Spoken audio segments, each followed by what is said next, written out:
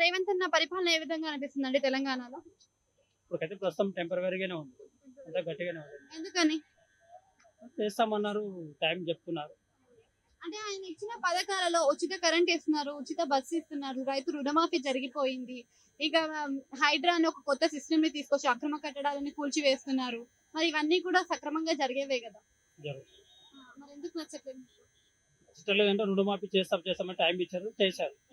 దానికోసమని బాగానే ఉంది. అంటే ఇప్పుడు పోయిన గవర్నమెంట్ లో చూసుకున్నట్టయితే కేసీఆర్ ప్రభుత్వంలో అప్పుడు ఇలాంటి పథకాలు ఏవీ లేవు కదా. మరి ఆ ప్రభుత్వం నచ్చిందా, మరి మీకు ఈ ప్రభుత్వం? కాంగ్రెస్ ప్రభుత్వం లేదు.